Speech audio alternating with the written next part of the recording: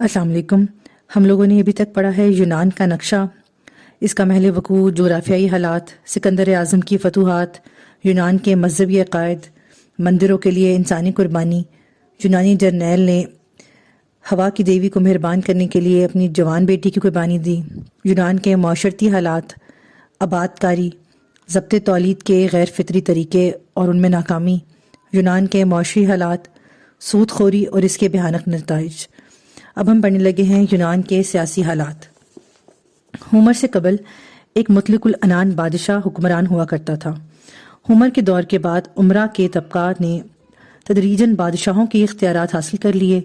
बादशाह या तो नापैद हो गए या बराए नाम रह गए, इसलिए पुरानी बादशाही की जगह हुकूमत अदीदा ने ले ली, यानी कि चंद अफराद का मजमुआ हुक्मरान बन गया।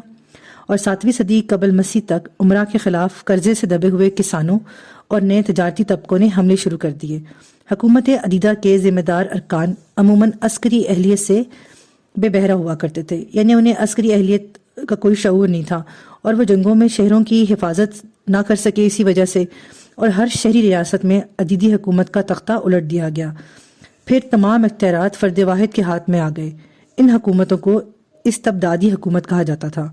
यूनान की दो मशहूर रियासतों एथेंस और स्पार्टा ने सरासर मुख्तलिफ निज़ाम हाई हुकूमत को नशो व इर्तिका दिया, यानी कि वहाँ पे एक नया हुकूमती निज़ाम ने इर्तिका पाया। अब हम पढ़ रहे हैं स्पार्टा का निज़ाम। इसका दस्तूर ज़ात पात के सख्त और शदीद निज़ाम पर मबनी था। वहाँ के बाशिंदों को 3 गिरोहों में तकसीम कर दिया गया। एक था शहरी तबका, एक गुलाम और तीसरा तबका। जो शहरी तबका था वो स्पार्टा के असली बाशिंदे, जो कि पूरी आबादी का 5 से 10% तक थे, ये थे, और ये हुक्मरान तबका था। फौज इन्हीं के नौजवानों पर मुश्तमिल थी और वो कोई काम ना करते थे सवाए के फौज में खिदमत अदा करने के। दूसरा तबका था गुलामों का। इनका जो तनासब था उनके असली बाशिंदों के मुकाबले में 10-1 का था, यानी कि एक शहरी जो स्पार्टा का था उसके मुकाबले में 10 उसके गुलाम, और ये अक्सरियत में भी था।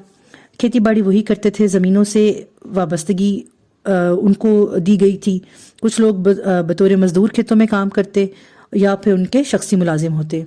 अब जो तीसरा तबका था वो था किसानों का, कारकुनों का, ताजरों का और दीगर शहरी सरगर्मियां सर अंजाम देने वालों का। अगरचा ये आज़ाद तबका था लेकिन इनको कोई सियासी हक हासिल नहीं था। ये अहले स्पार्टा में भी शामिल नहीं हो सकते थे और ना इनमें शादी कर सकते थे। स्पार्टा के शहरियों को अक्सर तरबियत सख्ती से दी जाती थी। जो लोग सेहत के लिहाज से कमज़ोर या जिस्मानी एतबार से एजदार होते, इन्हें एक गार या पहाड़ के वीराने में छोड़ आते ताकि या तो वो सर्दी से मर जाएं या कोई दरिंदा इन्हें फाड़ डाले या फिर कोई रहमदिल गुलाम इन्हें अपना बच्चा बना ले। 7 साल की उम्र में बच्चे की तरबियत शुरू होती थी। इन बच्चों को वालिदैन से अलग होना पड़ता था। जिस्मानी वर्जिशों का एक सख्त इम्तिहान से इन्हें गुजरना पड़ता था और इन्हें हुब्बे वतन के दर्स के साथ साथ पढ़ाया भी जाता था। इन्हें गाना भी सिखाया जाता था। ज़्यादातर जोर इस बात पर दिया जाता था कि इन लोगों को कुश्ती, दौड़, असला साजी के इस्तेमाल पर अबूर हासिल हो।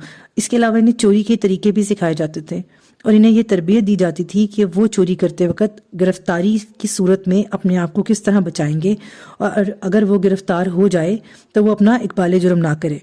इसकी मिसाल यूँ दी जाती है कि एक बच्चे ने लूमड़ी चुराई और इसे अपने कपड़े में छुपा लिया। अब अकाबर ने इससे जब पुरसिश शुरू की और वो काफ़ी देर करते रहे तो इसी असना में लूमड़ी ने बच्चे का पेट काट काट कर खा लिया, यहाँ तक कि बच्चे ने जान दे दी, मगर वो बच्चे ने चोरी का इतराफ़ नहीं किया और इस बच्चे को बाद में उन्होंने हीरो की हैसियत दे दी। लड़कियों के लिए भी हुकूमत की निगरानी में नहायत सख्त वर्जिशों का इंतज़ाम था ताकि वो ज़्यादा सेहतमंद माएँ बन सकें और इनके असाफ फौलादी हो सकें, ताकि वो अपने बच्चों को जंग के लिए तैयार कर सकें। और उनको वो भेजते वक्त ये नसीहत करती थीं कि या तो अपनी ढाल लेकर लौटना या फिर तुम्हारी लाश आनी चाहिए। अहले स्पार्टा ने ज़िंदगी के अस्करी पहलुओं पर तो ज़रूरत से ज़्यादा जोर दिया, लेकिन ज़िंदगी के दूसरे पहलुओं को बिल्कुल ही नज़रअंदाज कर दिया।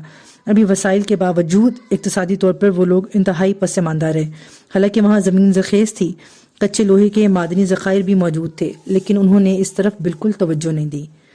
अब जो दूसरी रियासत जो बहुत मशहूर थी इनकी, वो थी एथेंस की। इस रियासत में औरतों को सियासी हकूक़ हासिल नहीं थे और इनका असल वजीफ़ा यही था कि वो घरों में रहें, खाना पकाएं, बच्चों की परवरिश करें। जो एथेंस की टोटल आबादी थी वो 3,15,000 थी اس میں سے 1,70,000 ان کے شہری تھے اور 30,000 اور ان شہریوں میں سے بھی 30,000 ان کے بالغ مرد تھے، یعنی کہ انہیں موثر شہریت حاصل تھی، اور 1,15,000 غلام تھے جنہیں نہ تو زمین خریدنے کا حق تھا اور نہ وہ شہریت کے حقوق حاصل کر سکتے تھے۔ چاندی کی کانوں میں جو کام کرنے والے مزدور تھے ان پر سخت مظالم کیے جاتے تھے اور ان کو قید رکھا جاتا تھا، ان سے زیادہ تر کام لیا جاتا تھا۔ جو ارسطو نے غلام کی جو تعریف بتائی ہے اسے پڑھ کر انسان پر کب کبھی طاری ہو جاتی ہے۔ ارسطو جیسا فلسفی اس قدر سنگ دل ہے کہ وہ یہ کہتا ہے کہ غلام کی جو تعریف ہے وہ یہ ہے کہ یہ ایک آلہ ہے جس میں جان ہے، یعنی ارسطو کے نزدیک غلام انسان نہیں، یہ ایک مشین ہے جس میں جان ڈال دی گئی ہے اور وہ تمام انسانی احساسات اور شعور سے یکسر محروم ہے۔ استغفر اللہ۔ یونان کے حکماء اور فلاسفر۔ یونان کی سرزمین جہاں پر فلسفہ پیدا ہوا اور جس کی فضاؤں میں فلسفہ پروان چڑھا، اس کے نامور فرزندوں کی عظیم کوششوں کے باعث فلسفہ کی روشنی سے نہ صرف یورپ بلکہ ایشیا اور شمالی افریقہ کے دور افتادہ ممالک کے در و دوار بھی جگمگانے لگے، جسے بجا طور پر یہ ناز ہے کہ اس نے سقراط، افلاطون اور ارسطو جیسے ذہین فلاسفر پیدا کیے۔ لیکن جب ہم اس وقت ان کے نظریات کا مطالعہ کرتے ہیں تو ہمیں احساس ہوتا ہے کہ ان میں اچھی باتوں کے ساتھ ساتھ ایسی خرافات بھی ملتی ہیں جنہیں پڑھ کے لگتا ہے کہ اس وقت کے لوگوں کی جو عقل تھی نا وہ انتہائی کمزور اور کمتری کا شکار تھی۔ ابو نصر فارابی جو یونانی فلسفے کا بہترین ترجمان اور قابل اعتماد مفسر ہے، اس نے اپنے رسالے میں افلاطون اور ارسطو کی آراء و نظریات میں جو تضاد تھا وہ دور کرنے کی کوشش کی ہے، اور وہ لکھتا ہے کہ افلاطون سے جب پوچھا گیا کہ ہم اپنے شہر کے نظم و نسق کو کس طرح سے چلائیں تاکہ وہ آبادی اور خوشحالی میں عروج تک پہنچے، اس میں عدل و انصاف کے تمام قواعد پر عمل ہو سکے، اس کے جواب میں افلاطون کہتا ہے کہ اس کے لیے اس شہر کے باشندوں کو 3 طبقوں میں تقسیم کرنا چاہیے: حکام، دوسرا لشکر اور عوام الناس۔ اب جو حکام اور لشکر ہے نا، یہ 2 طبقے اس مثالی شہر کے نگہبان ہیں، داخلی انتشار اور بیرونی حملوں سے بچانا ان کی ذمہ داری ہے، اس لیے ان 2 طبقوں کی طرف خصوصی توجہ دی جائے اور ان کی خصوصی تربیت کا اہتمام کیا جائے۔ افلاطون پھر تاکید کرتا ہے کہ ان طبقوں کو ہر قسم کی مالی پریشانیوں سے بچانا حکومت کا فرض ہے، اس طرح حکومت پر لازم ہے کہ ان کے دلوں سے خاندانی جذبات ختم کر دے اور انہیں اپنا علیحدہ خاندان بنانے سے قانونی طور پر روکا جائے، تاکہ حکومت کو خوشگوار اوقات میں ایسے مذہبی تہوار منعقد کرنے چاہیے جن میں یہ چنے ہوئے مرد حضرات صحت و جمال میں ہر طرح سے ممتاز عورتوں کے ساتھ وقتی طور پر رشتہ ازدواج قائم کر سکیں، اور اس کا مقصد صرف حکومت کے لیے بہترین بچوں کو پیدا کرنا ہو۔ جب وہ عورتیں بچے جنیں تو ان بچوں کو ان سے لے لیا جائے اور تمام بچوں کو ایک مکان میں رکھ دیا جائے، اور وہ عورتیں آ کر جب انہیں دودھ پلائیں تو ان عورت کو یہ پتہ ہی نہ چلے کہ کس کا بچہ ہے، اور وہ بالکل ان کو بچوں کو نہ پہچان سکیں۔ اس طرح سے اس طبقے میں کوئی مخصوص رشتہ داری نہیں پائی جائے گی اور وہ سب ایک خاندان کے افراد شمار ہوں گے، سب کے ساتھ یکساں نوعیت کی قرابت ہوگی۔ آخر میں فلسطون جیسا فلسفی کہتا ہے کہ آزادانہ اختلاط کرنے والے مرد اور عورتیں ممتاز صلاحیتوں کے مالک ہوں گے اور ان کی اولاد بھی یقیناً دوسرے لوگوں سے اعلیٰ اور برتر ہوگی۔ اب افلاطون جیسے فلسفی کے یہ خیالات پڑھ کر واقعی سر چکرانے لگتا ہے کہ کیا یہ وہی شخص ہے جس کی علمیت اور حکمت کا ڈنکا چاروں طرف بجا کرتا تھا؟ کیا یہ وہی شخص ہے جسے دنیا حکیم اور فلسفی کہتی ہے؟ کیا انسانی نفسیات سے اس کی اس قدر بے خبری کا عالم ہے؟ اب ذرا ہم آگے بڑھیں اور افلاطون کے فلسفے کے ایک اور گوشے سے نقاب الٹتے ہیں۔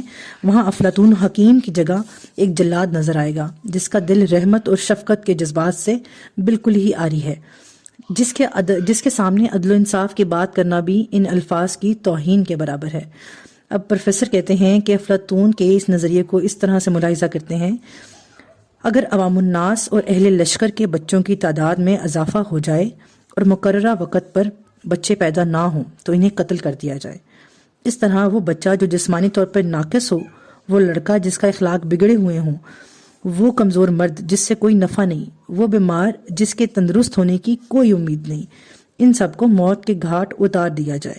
کیونکہ یہ مقصد تو یہ ہے کہ اس مثالی شہر کے باشندوں کی تعداد اس سطح سے اوپر نہ ہو جن کی سعادت مندی کی ذمہ داری اٹھائی جا سکتی ہے۔ استغفر اللہ۔ اب دیکھا جائے کہ جو فلسفی بے گناہ بچوں کا قتل، بیماروں، لاچاروں اور کمزوروں کو تیغ کرنے کی یوں کھلی اجازت دے رہا ہے، وہ اپنے مثالی شہر میں اور اس سارے عمل کو اپنے مثالی شہر میں عدل و انصاف کے قیام کی اولین بنیاد قرار دیتا ہے۔ اس سے عدل و انصاف کی توقع کرنا سادہ لوحی کی انتہا ہے۔ افلاطون کے بعد جو اس کا شاگرد تھا ارسطو، یونان کے افق پر حکمت و فلسفہ کا آفتاب بن کر طلوع ہوا اور اپنے استاد کے نظریات کی اس نے پرزور تردید کی۔ وہ لکھتا ہے کہ افلاطون نے بچوں کو ان کے والدین سے منسوب کرنے کی مخالفت کی ہے اور انہیں مشترکہ ماں باپ کی اولاد قرار دیا ہے۔ اس کا خیال ہے کہ اس طرح باہمی محبت اور پیار کا دائرہ وسیع ہوگا۔ در حقیقت یہ سراپا افطر اور بہتان ہے۔ اس طرح تو محبت اور احترام کے سارے جذبات نیست و نابود ہوں گے، کیونکہ جو بچہ سب کا ہوتا ہے وہ کسی کا بھی نہیں ہوتا۔ مطلب تھوڑی سی کوئی عقل کی بات اس نے بھی کی ہے۔ اب ارسطو کے اپنے جذبات بھی کم تعجب انگیز نہیں تھے۔ وہ اپنی کتاب میں لکھتا ہے کہ بعض لوگ ایسے ہیں جو طبعاً آزاد ہوتے ہیں اور بعض ایسے ہیں جو طبعاً غلام ہوتے ہیں۔ شمالی یورپ کے لوگ بہادر ضرور ہیں لیکن ذہانت اور سیاسی سوجھ بوجھ سے بے بہرا ہیں، اور مشرقی ممالک کے لوگ ذکی اور ماہر تو ہیں لیکن ان میں شجاعت کا جوہر پایا نہیں جاتا۔ لیکن جو یونانی ہے، یعنی جو ارسطو کی اپنی قوم ہے، وہ ان دونوں صلاحیتوں کی مالک ہے، اور یہ بہادر بھی ہیں اور ذکی اور فتین بھی ہیں۔ اس لیے یہ جو قوم ہے نا، یہ سب کے اوپر حاوی ہے۔ یعنی کہ جو اہل یونان ہیں یہ سردار ہیں، آزاد ہیں، اور باقی سب ملکوں کے باشندے ان کے غلام ہیں۔ کوئی یونانی اپنے یونانی بھائی کو غلام نہیں بنا سکتا۔ یہی وہ برگزیدہ قوم ہے جسے ارسطو اولین ضرورت قرار دیتا ہے کہ جس کی قابلیت مسلم ہے۔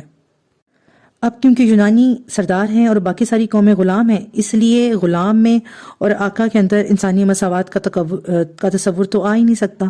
مالک اور غلام میں، آزاد اور اسیر میں عدل و انصاف برقرار رکھنا تو ممکن ہی نہیں ہو سکتا۔ اپنی قومی برتری کا یہ جو جنون تھا مختلف لوگوں کو مختلف اوقات میں کافی ناراض کرتا رہا، اور وہ اپنی سیادت اور برتری کا سکہ جمانے کے خبت میں انسانیت کو مصیبتوں اور ہلاکتوں کے شعلوں میں جھونکتے رہے۔ ہٹلر کے دماغ میں جرمن قوم کی برتری کا خبت سمایا ہوا تھا، جس کے باعث اس نے ساری دنیا کو عالمگیر جنگ میں جھونک دیا، اور اموال اور املاک کے نقصان کا تو اندازہ ہی نہیں لگایا جا سکتا۔ مرنے والوں کی تعداد کروڑوں سے زیادہ ہے۔ اب ارسطو کی جو رائے ہے قانون کے بارے میں، ابھی وہ ملاحظہ کرتے ہیں۔ وہ یہ کہتا ہے کہ قانون تمام اہل ملک کے لیے یکساں نہیں ہوتا، بلکہ اس کا مساویانہ انطباق صرف ان افراد پر ہوتا ہے جو نسب اور قابلیت کے لحاظ سے مساوی ہیں۔ رہا حکمران طبقہ، تو ان لوگوں کے لیے قانون نہیں بنایا جاتا، بلکہ یہ لوگ بذات خود قانون ہیں، اور یہ کھلا مذاق ہے کہ ان اکابر کو دستور کی پابندی پر مجبور کر دیا جائے۔ ارسطو نے اپنے اس نظریے کو ثابت کرنے کے لیے ایک حکایت بیان کی ہے کہ خرگوشوں کا ایک جلسہ عام ہوا جس میں ایک قرارداد منظور کی گئی کہ تمام حیوانات میں مساوات کا قاعدہ جاری ہونا چاہیے۔ جب شیروں نے یہ ریزولوشن سنا تو انہوں نے کہا کہ پہلے ہمارے جیسے طاقتور پنجے اور تیز دانت لاؤ، پھر ہمارے ساتھ مساوات کا مطالبہ کرو۔